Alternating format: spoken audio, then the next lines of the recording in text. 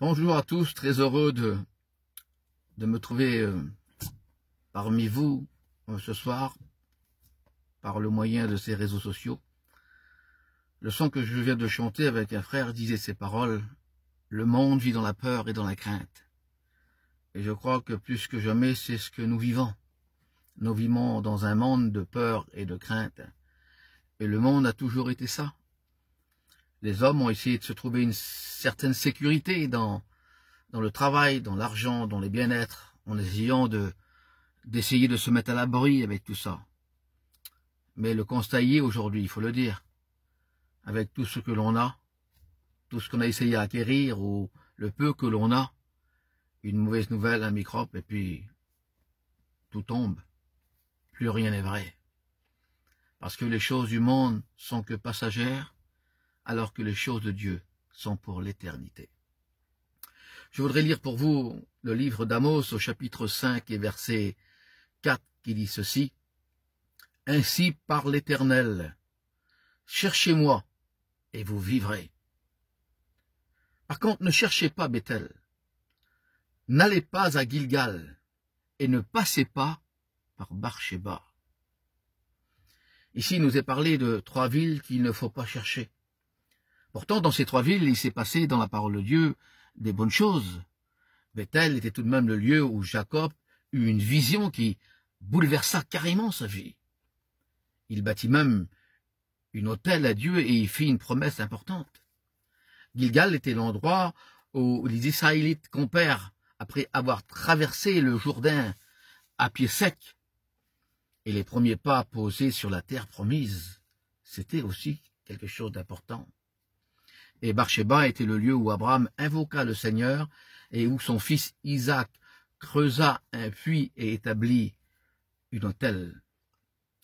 Ces 3 étapes montrent des moments dans la marche du peuple d'Israël qu'ils avaient vécu. C'était donc des villes où il s'était passé des faits importants.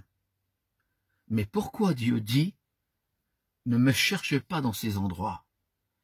Cherchez-moi et vous vivrez, mais ne me cherchez pas dans ces endroits. Et il nomme 3 villes du passé. Parce qu'en fin de compte, Dieu veut nous faire comprendre qu'il ne se trouve pas dans le passé. Non, il n'est pas le Dieu de celui qui a été. Il est le Dieu de celui qui est.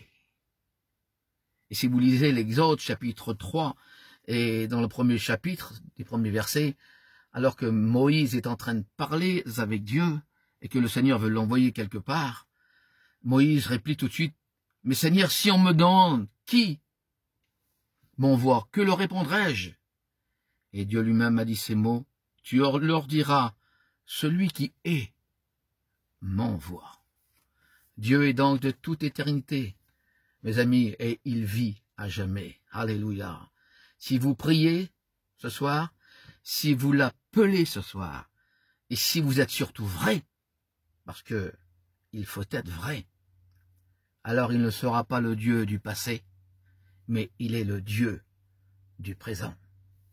La Bible nous dit ceci: si tu le confesses de ta bouche, en le croyant de tout ton cœur, alors tu seras sauvé. Confesser, c'est attester, affirmer qu'en fin de compte, Dieu ne change pas. Et le Dieu que je vous parle, eh bien c'est ce Dieu qui ne change pas. Et si tu l'invoques ce soir, alors c'est une certitude, il te répondra. N'a-t-il pas dit: invoque-moi au jour de la détresse, et je te répondrai. Il n'a pas dit peut-être je te répondrai, ou probablement je te répondrai, ou on verra bien ton état d'esprit, je te répondrai. Non, non. Dieu a dit: je te répondrai. Alors si vous avez l'occasion ce soir de le prier, de lui dire ce que vous avez dans votre cœur, en fin de compte, lui parler avec votre cœur, alors vous pouvez être sûr qu'il vous répondra, parce que ce n'est pas le Dieu seulement du passé, c'est aussi le Dieu du présent. Nous avons connu des gens dans notre famille dans le passé, des hommes qui avaient une certaine importance, une certaine prestance dans nos familles, et qu'on en aurait, et Dieu sait que c'est vrai, parmi notre peuple, c'est normal de le faire. Mais vous le savez comme moi, ils ont été. Et on parle d'eux comme un souvenir, comme une nostalgie. tout en sachant que c'est quelque chose de bon, mais ils ont été. À la grande différence de Dieu, c'est que Dieu est encore, et un Dieu vivant peut vous changer. Un Dieu vivant peut apporter un sens à votre vie. N'a-t-il pas dit, je suis le chemin, la vérité et la vie. Alors oui, il y a deux choses importantes dans la vie. Il y a ce qu'on appelle le nécessaire et il y a aussi l'essentiel. Le nécessaire, c'est ton petit travail. Le nécessaire, c'est tes enfants. Le nécessaire, c'est ta famille. Et que Dieu soit béni, que si Dieu nous les a donnés, c'est justement pour les protéger. Et ça, c'est le nécessaire. Mais n'oublie jamais une chose, que l'essentiel, c'est Dieu. Dieu qui est capable de répondre à ton besoin. Dieu qui est capable de répondre à ta prière. Il n'est pas simplement le Dieu d'hier, il est le Dieu d'aujourd'hui. N'a-t-il pas dit en Hébreux, chapitre 11 et verset 8, « Je suis le même hier, aujourd'hui et éternellement. » Voilà donc le Dieu à qui tu peux t'adresser encore ce soir, car il est lui seul qui peut répondre à ton besoin. Laissez-moi terminer avec cette petite histoire. Un jour, une femme qui avait son bébé sur ses bras est passée près d'une grotte et allait écouter une voix qui lui disait ceci. « Entre dans cette grotte, prends tout ce que tu veux, c'est offert. Mais n'oublie pas l'essentiel, et tu n'as que 10 minutes pour te servir. » Et quand elle est rentrée, elle a vu partout de l'or, des pièces d'or, des diamants.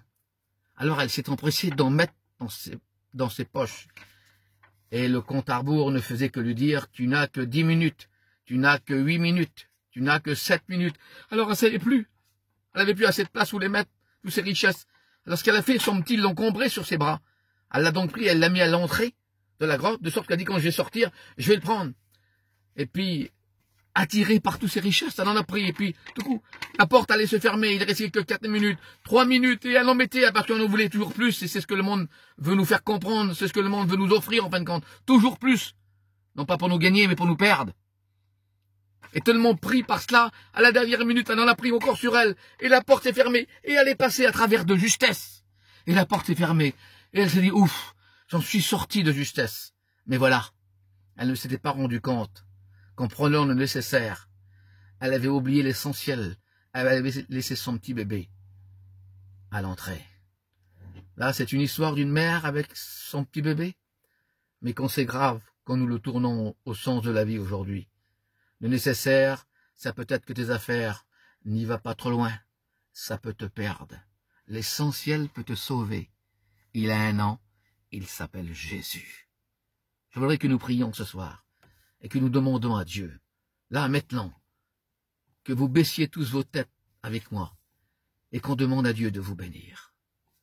Seigneur, nous te rendons grâce, nous te bénissons pour ce que nous avons écouté, parce que je te loue que tu n'es pas le Dieu d'hier seulement, tu es aussi le Dieu d'aujourd'hui. Et tu connais nos besoins à chacun, tu connais la crainte de chacun, la peur de chacun. Eh bien, tu as dit un jour à tes disciples, n'ayez plus peur, car je suis là. Et je voudrais vous dire, n'ayez plus peur, parce que Jésus est là. Alors faites-le entrer dans votre vie ce soir, et il vous sauvera, il vous donnera ce que votre cœur désire. Alors que la paix de Dieu soit sur vos vies. Amen.